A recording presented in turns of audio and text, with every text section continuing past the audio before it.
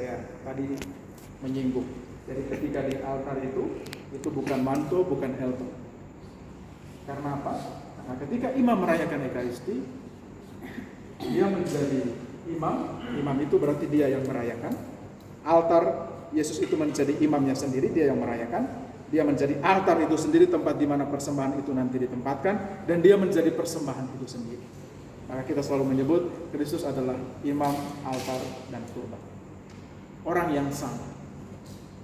Jadi kalau dulu kala perjanjian lama, imamnya adalah Abraham, altarnya adalah altar dari batu, persembahannya adalah anak domba.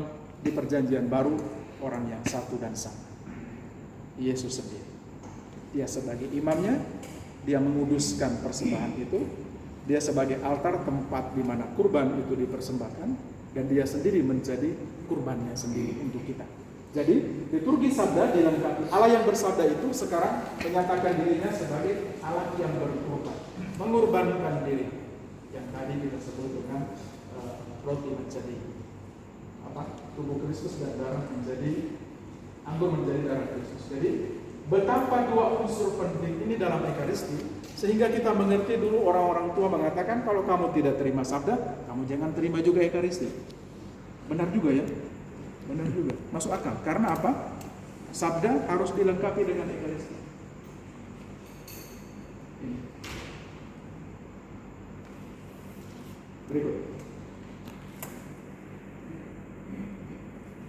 Siapakah yang memimpin Ekaristi? Kristus sendiri. Kristus sendiri yang memimpin Ekaristi. Yesus Kristus. Dialah imam. Nah, ini yang memang sangat berbeda dengan gereja-gereja lain. Gereja Katolik memang termasuk gereja yang memiliki banyak tradisi dan mempertahankannya dengan sangat baik. Karena apa? Karena gereja memiliki hierarki. Hierarki adalah kepemimpinan yang kudus mulai dari paus sampai kita awam. Awam kita ini juga hierarki, karena bagian dari hierarki. Kemarin Bapak Uskup Triharsono itu ketika menutup prasintesis sinode para uskup, itu dia mengatakan, kenapa gereja tetap kokoh terpelihara, gereja Katolik maksudnya? Karena hierarki. Hierarki itu paus sampai dengan awam, kita semua. Jadi Bapak Uskup mengatakan, jangan memisahkan hierarki itu antara paus dan imam dan itu lalu awam sendiri. Paus Fransiskus tidak menghendaki demikian, itu cara berpikir yang keliru. Maka sinode yang didengungkan dan yang sudah kita laksanakan itu adalah berjalan bersama, karena kita semua adalah hierarki. Karena kita mendengar satu pimpinan. Beda dengan gereja lain itu, sekarang itu saya baca di berita, gereja Kristen itu sudah ratusan ribu di seluruh dunia. Jadi siapa mau dengar siapa tuh ya? Tidak cocok dengan pemimpin satu, mari kita bangun gereja baru. Karena Kristus juga hadir di sana. Maka doa Kristus itu tepat dan benar. Semoga mereka menjadi satu. Ut omnes unum sin, karena dia tahu bahwa pengikut-pengikutnya pasti akan tercerai berai.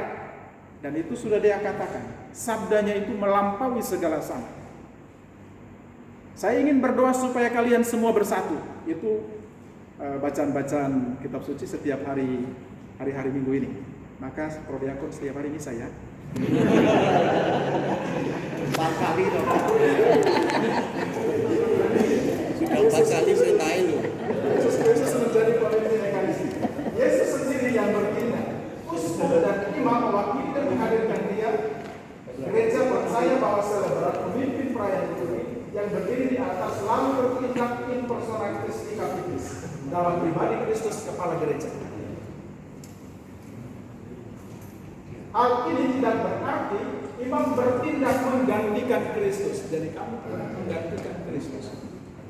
Nah, atau bertindak karena perintahnya, melainkan berdasarkan tabisan yang diterima oleh para uskup dan imam.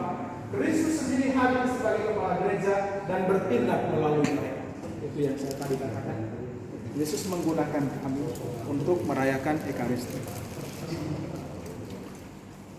Itu gereja punya refleksi iman itu selalu mendalam, dan saya sungguh mengakuinya. Sekarang banyak orang mengatakan dengan khotbah-khotbah yang bagus, tapi kalau kita telusuri, semua yang mereka katakan itu sudah dikatakan oleh para pendahulu, bapak-bapak gereja di dokumen-dokumen gereja yang mungkin kita tidak pernah baca.